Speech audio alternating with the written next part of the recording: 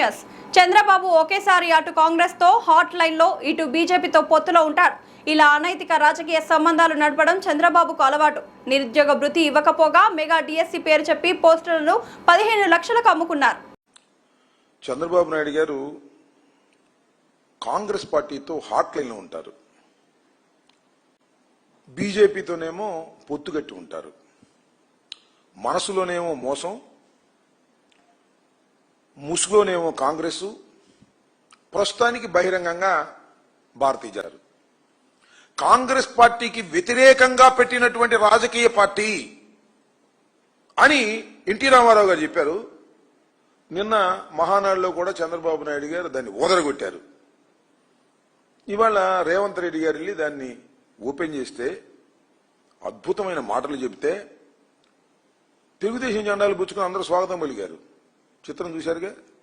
Congress party ముఖ్యమంత్రి కాంగ్రెస్ పార్టీకి వ్యతిరేకంగా పెట్టినటువంటి ఒక రాజకీయ పార్టీకి స్వర్గస్థుడైనటువంటి ఎన్టీ రామారావు గారి విగ్రహాన్ని కాంగ్రెస్ పార్టీ ముఖ్యమంత్రి ఆవిష్కరిస్తుంటే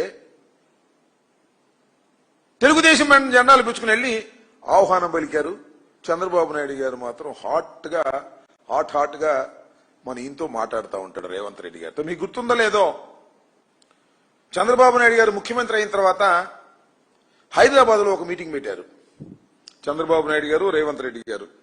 ఏమిటయా మీటింగ్ అంటే విభజన సమస్యల పరిష్కారం కోసం ఒక మీటింగ్ పెట్టారు. గుర్తుందా మీకు? పెద్ద ఆర్భాటం చేశారు. వాళ్ళు చాలా కోరికలు అడిగారు, వీళ్ళు అడిగారు.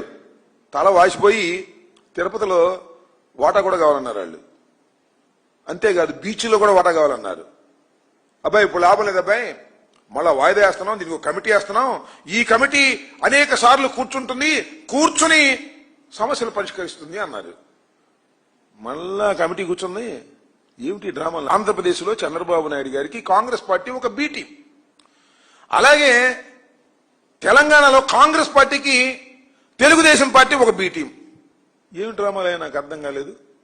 ఏమిటి విచిత్రమైనటువంటి రాజకీయాలు? సిగ్గు లజ్జ ఉన్నాయా రాజకీయాల్లో? ఒక స్పష్టత లేదా? కానీ ఇలాంటి అనైతికమైన రాజకీయాలు నడుపుతున్నటువంటి వ్యక్తి కూటమిలో చంద్రబాబు నాయుడు గారు చేస్తున్నటువంటి సిగ్గుమాలిన అనైతికమైన రాజకీయాలను భారతీయ జనతా పార్టీ కూడా కనిపెడుతుంది, వాళ్ళు కూడా ఆలోచన చేస్తున్నారు అనేటువంటి భావన సర్వత్రా అనుకుంటున్నారు. ఇప్పుడు ఏం తెలిసి మెగా డిఎస్సి ఇవాళనే విద్యార్థి విభాగం వైఎస్ఆర్ కాంగ్రెస్ పార్టీకి సంబంధించి రాష్ట్ర వ్యాప్తంగా నిరసన ప్రదర్శన చేయడం జరిగింది. ఇవాళ మెగా డిఎస్సీలు ఎంత మోసం చేశారయ్యా, ఎంత దుర్మార్గం చేశారయ్యా. స్పోర్ట్స్ కోటా అని చెప్పేసి 3% అని చెప్పేసి 420 మందికి మీరు సర్టిఫికేట్లు ఇచ్చారు, వాళ్ళందరికీ ఉద్యోగాలు ఇచ్చారు. సర్టిఫికేట్ ఒక్కోటి 10 లక్షలు 15 లక్షలకు అమ్ముకున్నారే లవ్ క్యాష్ గారు అమ్ముకుని వసూలు చేసుకున్నారే. ఇంతకన్నా దౌర్భాగ్యం ఏమైనా కావాలా? నిరుద్యోగి భృతి ఇవ్వకపోయావు. నిరుద్యోగులకు మెగా డిఎస్సి పెడతానని చెప్పి పెట్టి దానిలో అన్ని అవకతవకలు చేసి స్పోర్ట్స్ కోటాని సర్టిఫికెట్లని 10 లక్షలకి 20 లక్షలకి అమ్ముకొని డబ్బు చేసుకునేటటువంటి దీనస్థితికి ఇవాళ మీరెళ్ళి